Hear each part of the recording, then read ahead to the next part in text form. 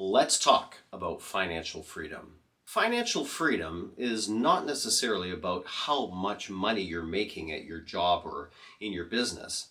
It's got to do more with how much is left over after you've paid your expenses and how you handle what you do with your money.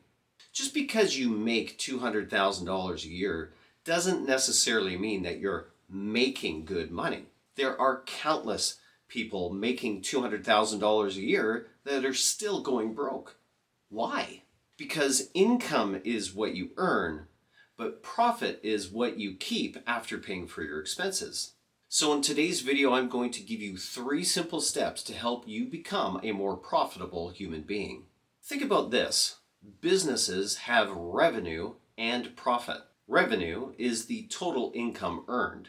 Profit is whatever is retained after all the expenses have been paid. If a business's income is $200,000 and they have expenses of $190,000, then the business didn't really make $200,000. They made what they kept, which was $10,000. And the same calculation works in your personal finances just like it does in your business finances. So let's think about business expenses. What are some of the things that could be included in that expense column? Think about this. Any expense that's reasonably made in order to produce an income is the expenses of your operations. Human capital, equipment, leasing space, these are all things involved in the process of earning revenue. Everybody has expenses in the process of earning an income. This could be your clothing budget, your food budget, your transportation costs to and from work. All these expenses are part of your earning income potential. Some of these expenses are variable and some of these expenses are fixed. For example, food is a fixed expense. The type of food and the expense of that food, your food choices, are a variable expense. Transportation back and forth to your job is a fixed expense. But the mode of transportation, your emotional choice not to take transit and instead take your car or not carpool, is a variable expense. Now, the difference between cutting costs in a business and cutting costs personally really comes down to emotional choices. If your budget says bus and you still choose to drive the BMW, and I'm not throwing BMW owners under the bus here, no pun intended, but what I am saying is that your choice to drive a BMW, even though your budget may not really afford it, is a choice of alternative consequences of not being able to set aside that money for your future.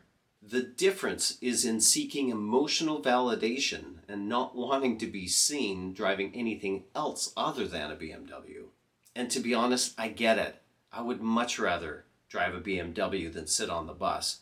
But if it's coming at the cost of your financial future, you have to make some choices here. Let's be honest, most people don't even know what the cost of earning an income is, both on their health and in their pocketbook. There may be reasonable and unreasonable expenses that you may or may not want to cut, and that's totally your choice.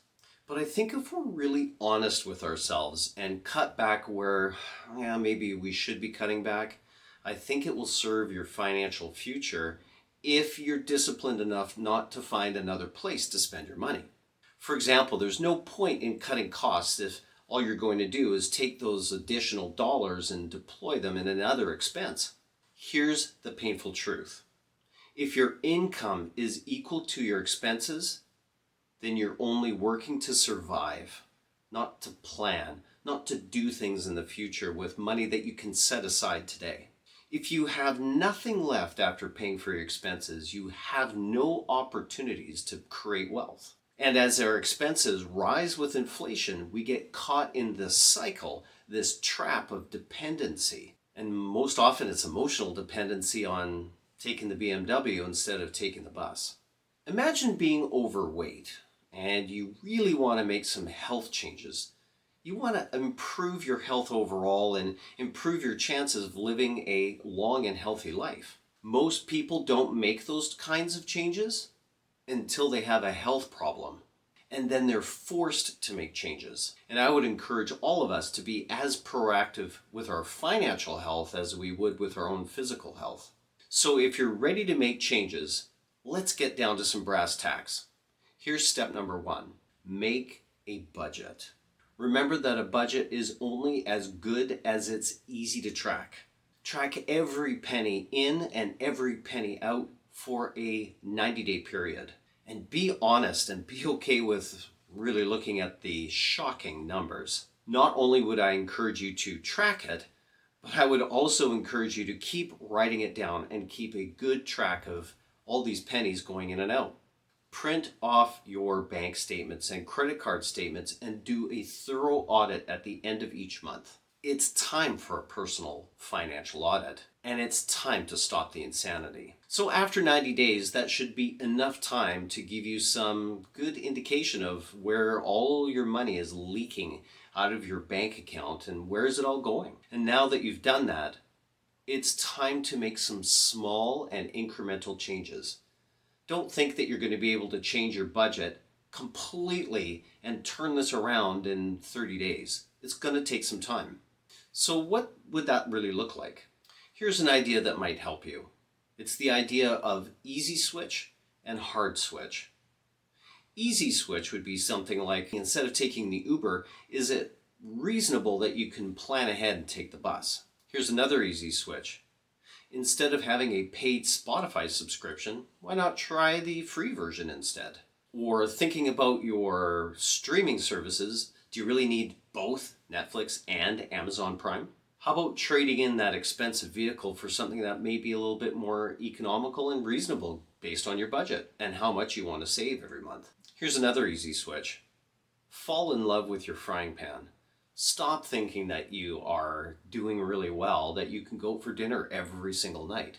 That's just not a reality. You may think that people are going to look at you and make judgment about how you're failing financially. You traded in your nice car for maybe something more reasonable. You're not going out to dinner as much, or maybe you're ordering water instead of a fancy drink. The reality is that people are going to respect you for making hard choices or harder choices when you're not getting the emotional validation of spending that money or the feeling that you get right away. We have to think and stop using our emotions to make decisions that should be really centered in logic. But the reality is that we all make emotional decisions. So we really need to be okay with the validation that we're doing the right thing. Instead of trying to avoid or deprive yourself of some sort of victory or reward, change the nature of your victory. Change the nature of your reward. Let's be honest, you're not going to make these changes in your budget unless you're motivated to. Motivation is going to get you going for sure, but you have to understand why you're making these changes in order to be motivated to make the change. But discipline is going to keep you going. You have to fall in love with the process, even just a little bit, and use your financial progress as a way to feel better about your spending or the lack of spending that you're doing currently. The number one problem with budgeting is that people are using an employee mindset to create entrepreneurial wealth. Most employees think in a 2-week cycle, and if they're not getting a little reward every 2 weeks, they start getting distracted and looking for something shiny. This means that they just don't think long-term enough and don't stick to mastering a few financial basics. Instead, they become ruled by FOMO and FOBO. FOMO is the fear of missing out, and FOBO is the fear of a better opinion. They're always looking for the newest, brightest, shiniest thing, trying new things. Instead of staying consistent to the basics, they keep jumping from idea to idea, looking for something to give them a better return. Instead of allowing for the results to just simply come, they just don't have the patience to let their current ideas bear fruit.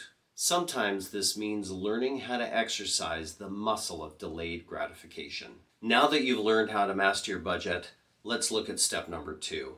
This is about controlling your capital. changing a savings mentality into a capital or wealth building mentality. And the two principles for this are to preserve your wealth and to grow your wealth. The profit that you're getting now from your budget will not grow until you deploy it into opportunities. And the very first opportunity that I would encourage you to do is to start growing your wealth mindset. Read books about wealth, finance, economics, especially if you can get a hold of books in the Austrian economics tradition. Maybe you should take some basic investing courses. Take some time to learn about things like the infinite banking concept so that you can build a foundation of financial literacy.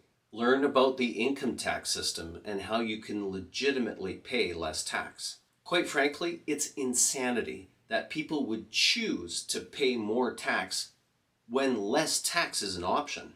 Maybe because they think it's too difficult, or they think they're going to get audited, or maybe it's just quite frankly laziness. But let's be honest, CRA isn't going to write you a letter and say, oh, by the way, Mr. and Mrs. So-and-so, you could have saved a lot of money in tax just doing it this way.